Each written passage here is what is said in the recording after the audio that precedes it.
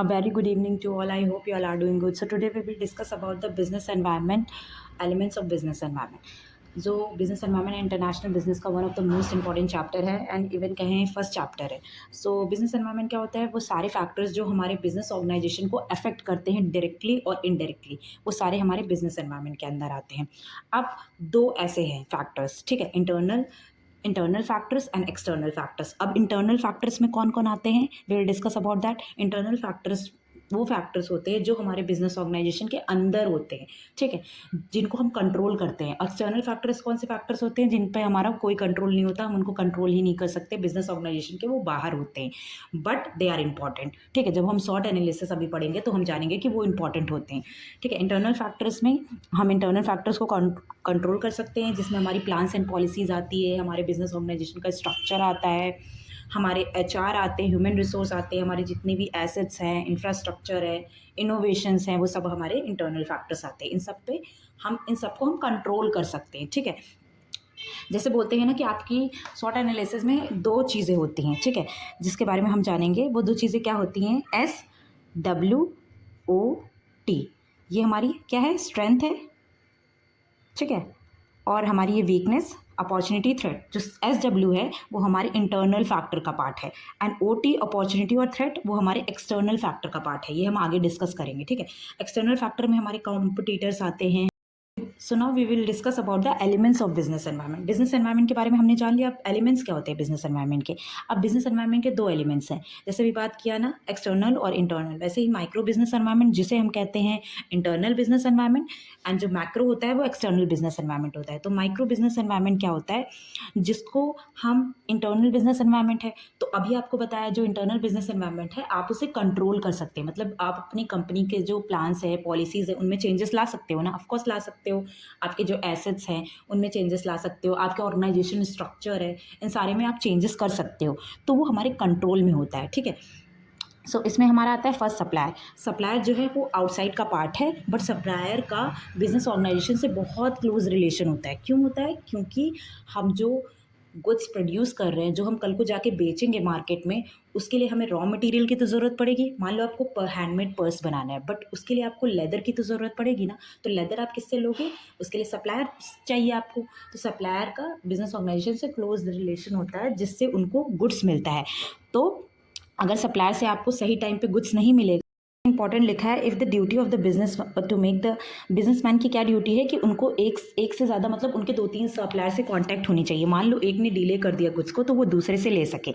Second one is customer. Customers कौन होते हैं? आप कस्टमर्स आर द गॉड. ठीक है, आप जो गुड प्रोडक्ट बना रहे हो मार्केट में, वो किसके लिए बना रहे हो? अपने कस्टमर्स के लिए बना रहे हो. ठीक है, तो कस्टमर का भी बिजनेस से अच्छा रिलेशन होना चाहिए, क्योंकि जो आप फिनिश प्रोडक्ट्स बना रहे हो रॉ मटीरियल से, वो आप बेचोगे कैसे? किसे? At the end of the day customer को. But from time to time taste of the customer also change. अब जैसे जैसे मॉडर्न इंडिया होता जा रहा है, वैसे वैसे कस्टमर के नीड्स भी बढ़ते जा रही है, और कस्टमर के नीड और वांट की वजह से गुड्स में चेंजेस भी आ जाते हैं. तो कस्टमर के नीड्स और वांट चेंज होते रहते हैं, उसकी वजह से आपको नई नई टेक्नोलॉजी इम्प्लीमेंट करनी चाहिए बिजनेस ऑर्गेनाइजेशन को, ताकि वो कस्टमर को सेटिस्फाई करे. क्योंकि अगर आपका कस्टमर आपसे सेटिस्फाइड है, तो वो आपको छोड़ के कहीं जाएगा ही नहीं, कोई प्रॉब्लम ही नहीं होगी आपको. ठीक है, तो second one is customer. Customer भी एक इंपॉर्टेंट एलिमेंट है बिजनेस एनवायरनमेंट का. Third one is market intermediaries. Market intermediaries वो फोर्सेज होते हैं जो मार्केट को इन्फ्लुएंस करते हैं. अब मान लो आपने प्रोडक्ट बना लिया, ठीक है, आपने पर्स बना लिया, अब आपको पर्स को बेचना भी तो है, तो मार्केट इंटरमीडियरीज आपको अब उसका एडवर्टीजमेंट करेगा. कस्टमर को कैसे पता चलेगा कि मार्केट में नया प्रोडक्ट आया है? आपको उसके लिए एडवर्टीजमेंट करना पड़ेगा. अब सेल्समैन को बोल के, मिडिल मैन को बोल के, मिडिल मैन कौन होते हैं? मिडिल मैन होलसेलर और रिटेलर होते हैं. देखो, बिजनेस ऑर्गेनाइजेशन कस्टमर के पास, हर एक कस्टमर के पास खुद तो जाएगा नहीं प्रोडक्ट बेचने, तो वो बहुत सारे मिडिल मैन होते हैं. तो सेल्समैन के थ्रू आप या तो गुड्स का एडवर्टीजमेंट कराना चाहिए, या तो आपको टीवी में एडवर्टाइज देना चाहिए, आपको पैम्पलेट के थ्रू एडवर्टीजमेंट देना चाहिए, जिससे कस्टमर को अवेयरनेस हो गुड्स के बारे में. ताकि अगर वो गुड्स के बारे में नहीं जानेगा तो वो कैसे खरीदेगा? सो दैट आपको मोर एड्स करने चाहिए, सो दैट आपका सेल्स बढ़े. ठीक है, and the fourth one is competitor. Competitor is fourth one. अब आप तो कहेंगे कि कॉम्पिटिटर तो होते हैं वो बिजनेस एनवायरनमेंट के बाहर होते हैं, मतलब बिजनेस ऑर्गेनाइजेशन के बाहर होते हैं, तो वो तो एक्सटर्नल में आएंगे. पर कॉम्पिटिटर की वजह से आपको खुद को बिजनेस में बहुत सारे चेंजेस करने पड़ते हैं ना. अब मान लो आप और वो कॉम्पिटिटर आपका सेम लेदर के पर्स बेचते हो, ठीक है, you both are selling the leather purse, but competitor ने क्या करा, जो सेम बैग आप बेचते हो 500 का, कॉम्पिटिटर ने उसे क्या कर दिया 400 में प्राइस कर दिया, प्राइस चेंज कर दिया। तो अब अगर आपने प्राइस चेंज नहीं किया तो आपके जो कस्टमर्स है वो कॉम्पिटिटर के पास भाग के चले जाएंगे, तो आप क्या होगा, आपको लॉस हो जाएगा।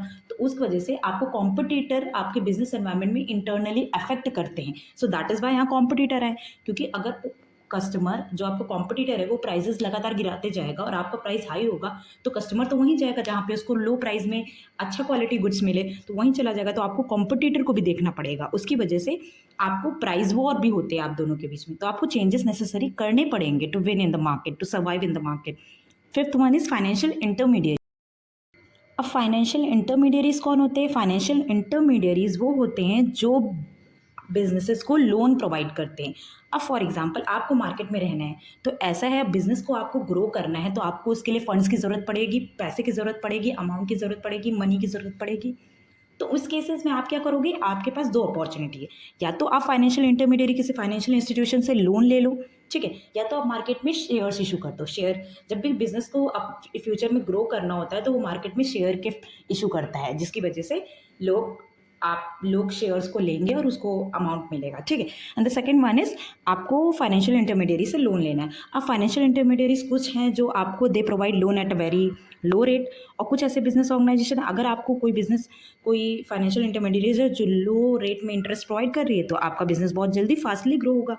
बट कुछ ऐसे फाइनेंशियल इंटरमीडियरीज है जिनका रेट हाई होता है, ठीक है। अब उस केस में क्या होगा, उस केस में आपको प्रॉब्लम हो सकती है due to lack of fund, आपका बिजनेस लॉस में चला जा सकता है। तो ये दो तरीका है, ठीक है, जिसकी वजह से आप फंड्स को रेज कर सकते हो मार्केट से। The second one is macro business environment. We will discuss macro business environment in our next video, क्योंकि वीडियो थोड़ी लेंदी हो जाएगी। तो आई होप आपको माइक्रो बिजनेस एनवायरनमेंट बहुत अच्छे से समझ में आ गया।